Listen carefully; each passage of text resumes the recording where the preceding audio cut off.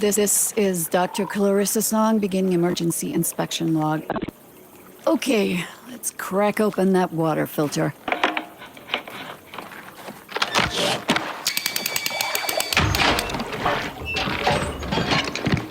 Yeah, sure enough, filament worms are back. They build nests faster than the bobs can scrape them off. Adaptable little buggers. Pesticides, targeted genome disruption, nanotech, nothing sticks. Their nesting medium smells like tamarind? It might be edible when dry. We'll bring some back to Darius for analysis.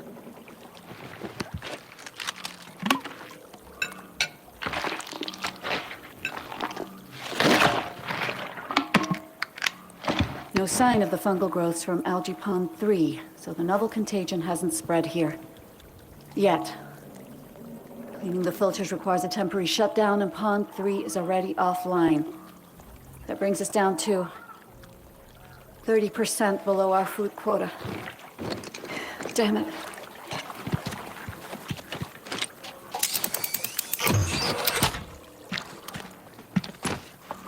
I'll put in a request to Reed, ask him to open up the emergency stockpiles. We're not all hardened soldiers, and we can't keep asking our neighbors to tighten their belts.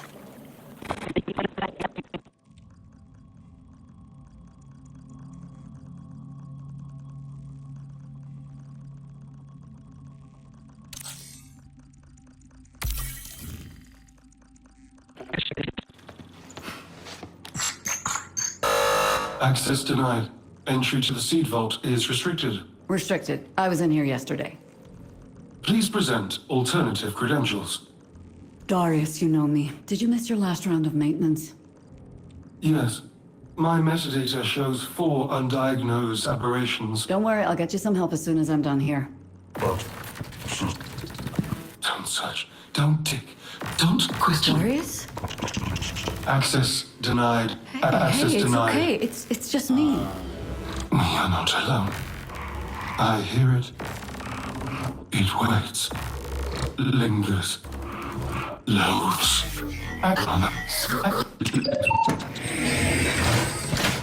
Access granted. Welcome to the seed vault, Dr. Song.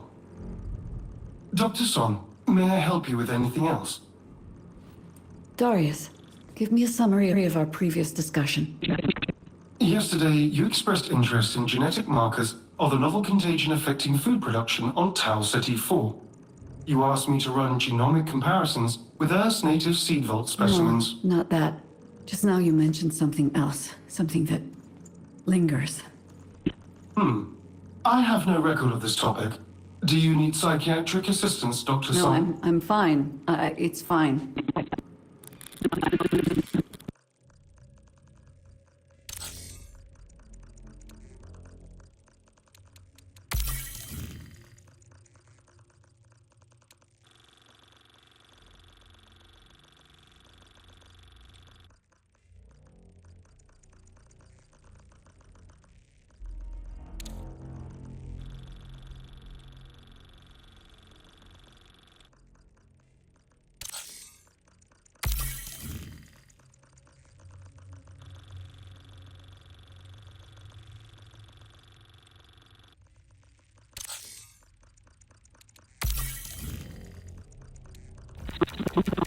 is Dr. Clarissa Song, beginning status report.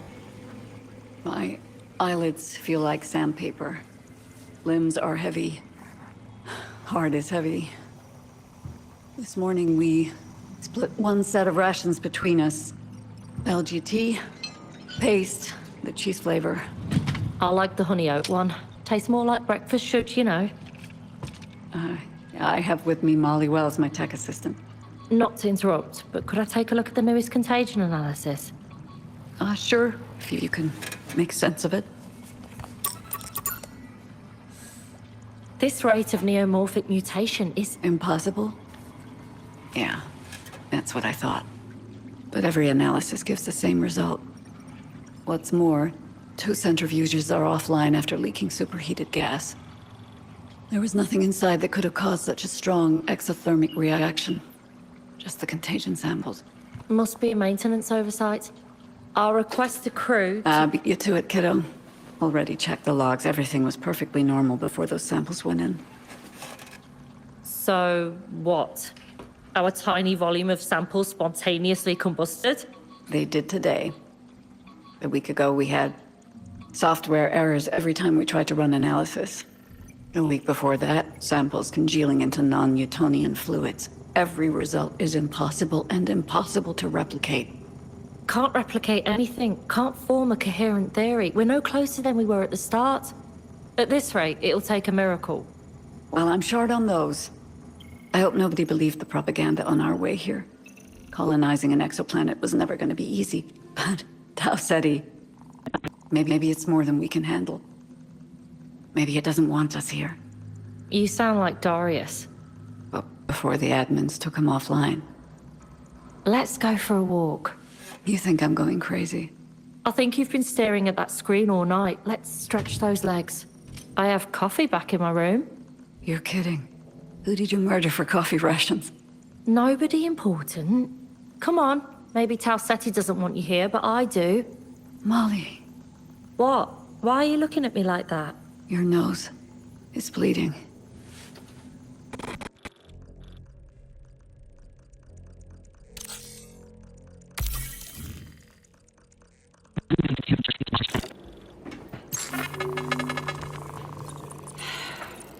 Clarissa, I can't approve this fieldwork request. Reed won't allow it. You're needed here. A third of my research staff are in quarantine. We're running out of options. I'm sorry about Molly. I am. The survey team is offering to help make up the difference. Drones have their limits. They aren't curious. They only search for what we tell them to find. You can't just wander off. I was one of the first, boots down on Marsh. Front line, shoulder to shoulder with the UESC. We mapped this ecosystem. I'm not wandering anywhere. I know. That's my point. Just speaking for myself. For my family. I don't want you out there because I felt better knowing we had you in here. Then I've let you down. That's not what I meant. Please. Please. Let me do what I came here to do. Let me get my hands dirty. This sickness didn't start with Molly, and it won't end with her either. It's only going to continue its slow, creeping spread. Out there, that's where the answers are.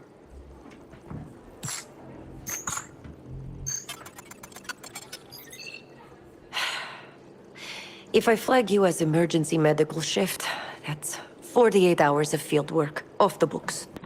As a principal agronomist, you're considered mission critical. It's the best I can do. Thank you. I hope you find the answers you're looking for. Me too.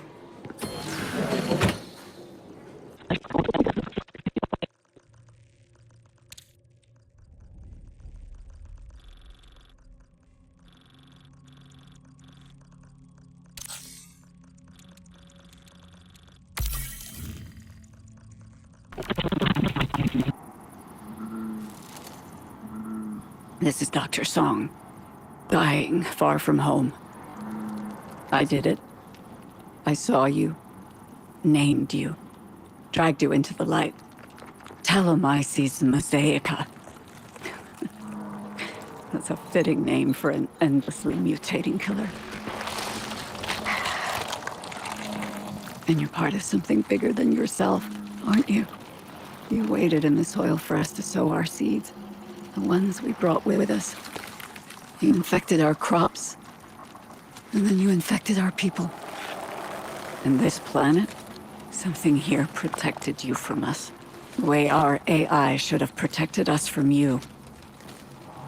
It corrupted Darius.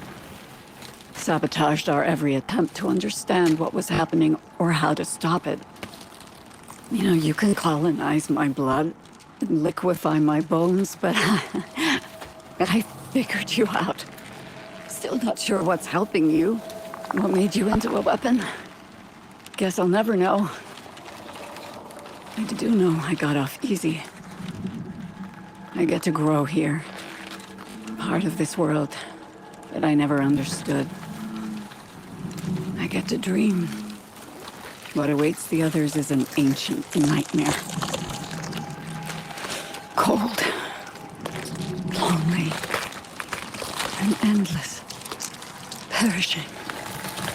Cycle.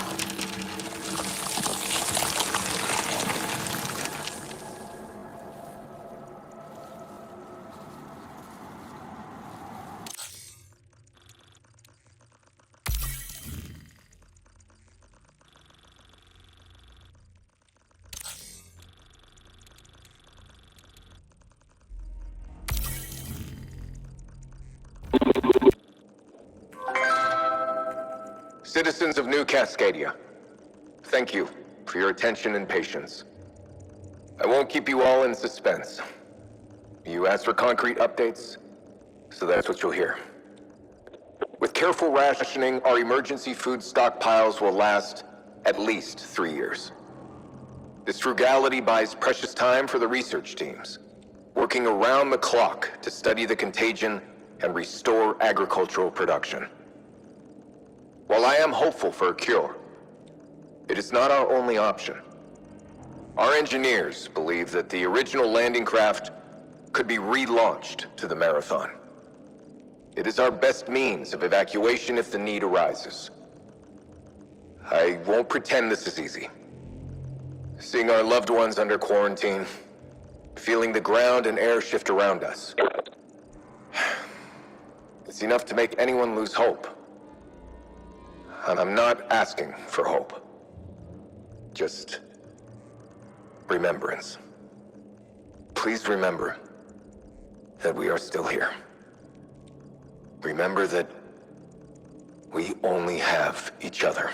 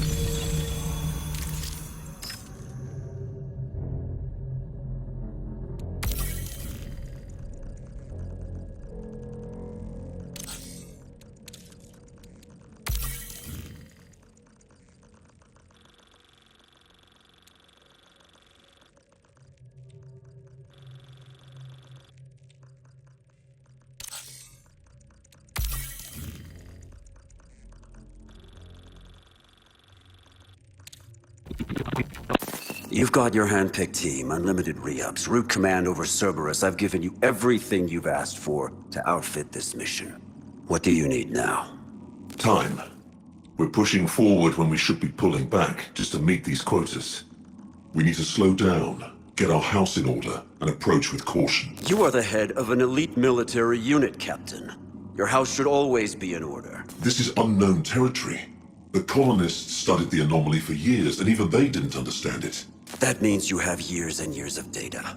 Find that data and use it. We are, but it takes time. Moving this fast, we've lost equipment. We've lost people. Loss is accounted for in your astronomical budget. Let me make myself perfectly clear. The anomaly is a mission priority. I want daily reports. I want each daily report to contain a new piece of information that will be worth something to the Council.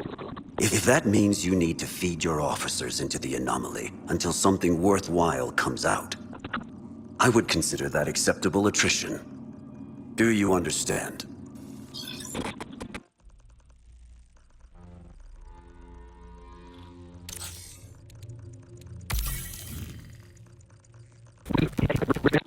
We can't risk it. I understand the threat, but there are bigger problems we need to address first. I don't think you understand the threat. We're talking about a ground fissure that's getting bigger every day, leaking some kind of unknown radiation. On file, I've got reports of extensive equipment degradation, wildlife disruption, hallucinations. I've got people dying from a contagion we can't identify. I have a theory that this is linked to the contagion, along with several other abnormal phenomena, some of which might even be beneficial if we can understand and harness the source. There are too many angles here to just ignore it. I'm tired of chasing theories. I've heard a lot of them, and they're all pretty goddamn thin. We need to prioritize here. General Reed and I agree our focus is containing the contagion. How many people do you need, Dr. Cole? A handful. 20. You get 10.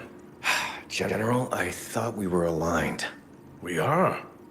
The majority of our resources will still go to biomedical, but we need to be flexible. Any lead we have on the contagion, we have to follow. We cannot justify this kind of risk right now. The second the risks outweigh the benefits, I'll pull the task force. You have my word, Caruso.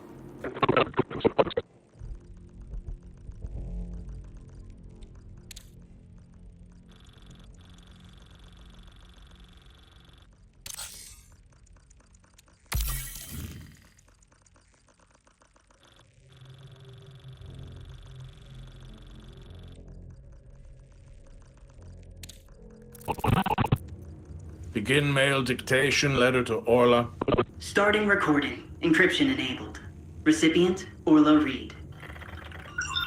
This recipient is invalid. Mail will remain unsent. Acknowledged. Proceed. Please begin dictation. All right. You were right about a lot of things, Orla.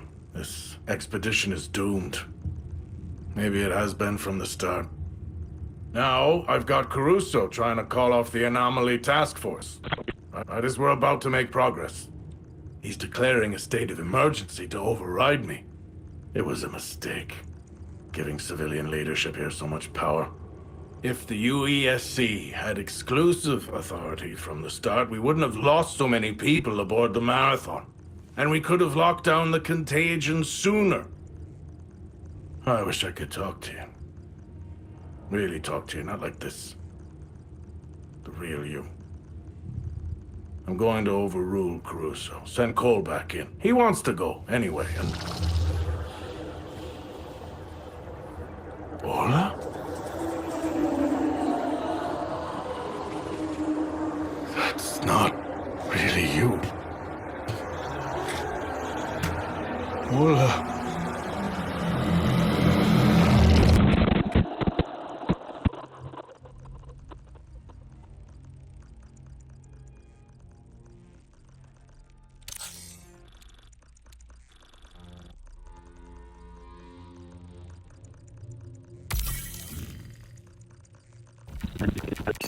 Explain to me how a handful of runners has managed to humiliate a team of military professionals.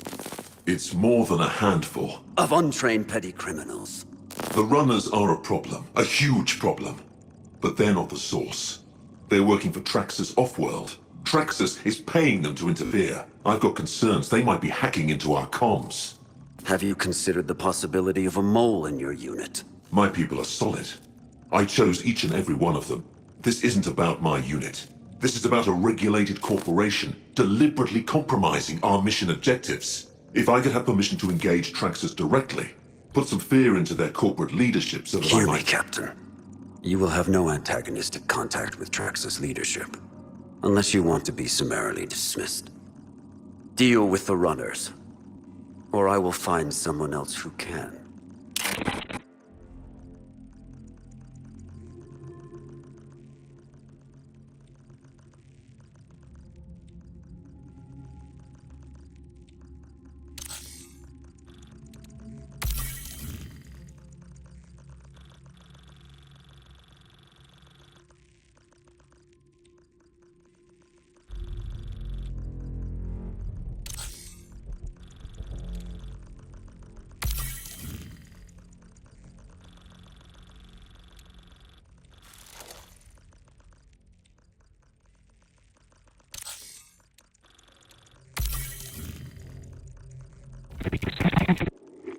Begin recording.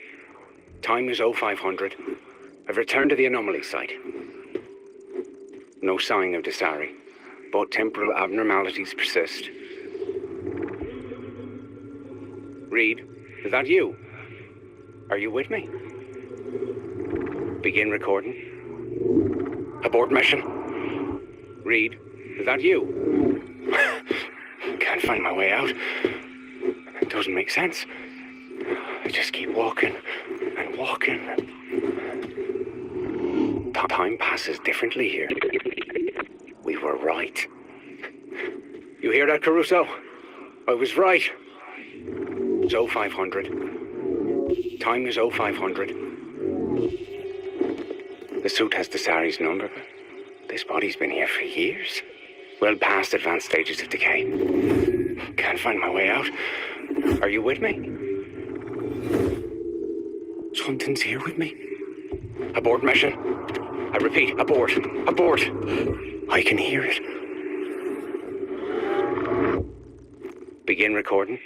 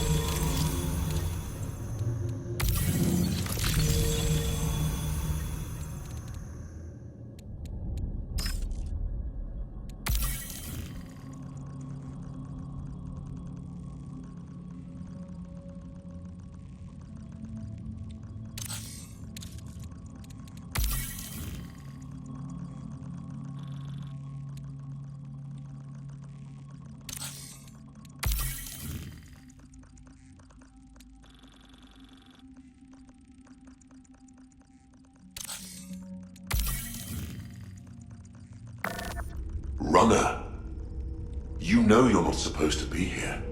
You know you're in violation of the law. And I sure as hell hope you know that you're making chit-chat with a terrorist organization. I can't kill you.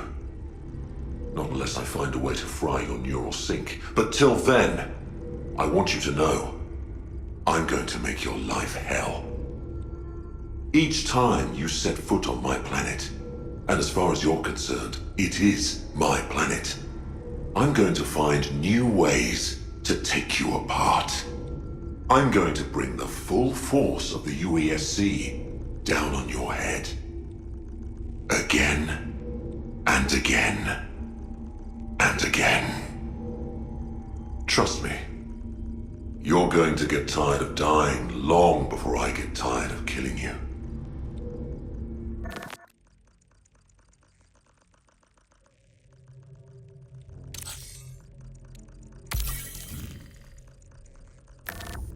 Listen, Runner.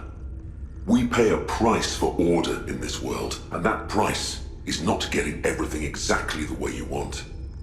We've got billions of civs living across Earth, Luna, and Mars. You think we can hold that together by letting everyone have an equal say? Someone needs to be in charge, making the hard decisions. Or else people die. Real people. Not criminals like you, who've rigged the system, who can die 100 times and keep coming back. When real people die, that's it. It's over. Miner doesn't care about starving civs on Mars. They care about power. The power to spread their propaganda and start riots and turn regular people against their own families, against their own interests. Read your history books. The one time Miner managed to get into power, they didn't feed people. They didn't eradicate poverty.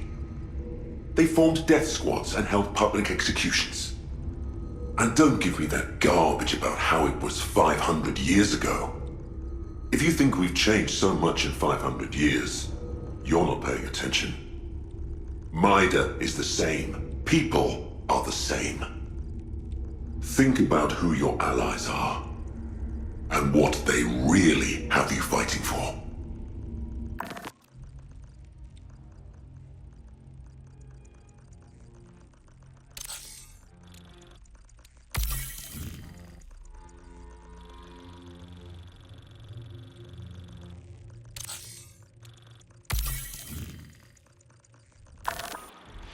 And, yeah, Orion's put out an ATL on that unknown.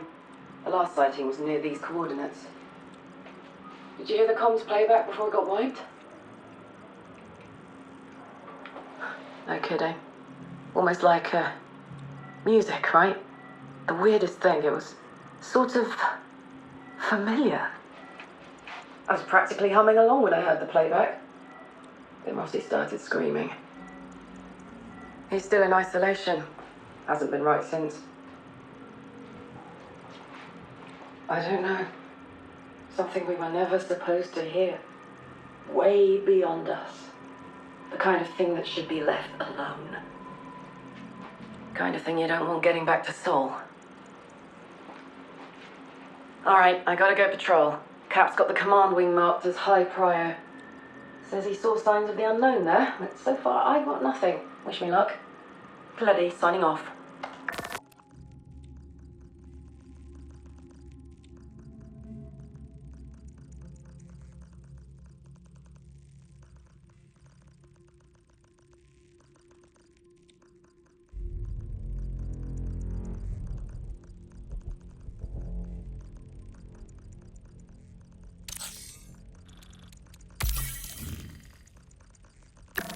Self-report 092, call sign Orion. We've completed our secondary investigation into the outpost.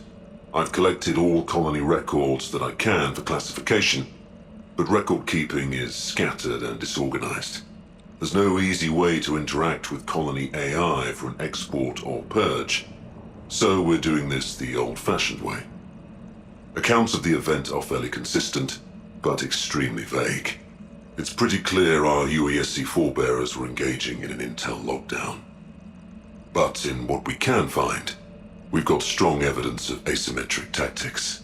The UASC came here with reduced military capacity, thinking they wouldn't need the firepower. Clearly, they were wrong. The casualty lists are staggering. Even if they had been prepared, I don't know it would have made much difference. Based on these reports, I believe even a fully outfitted fleet would have struggled. And that worries me. We can't let word of this get out until we understand the full threat and how to survive it. Safe report.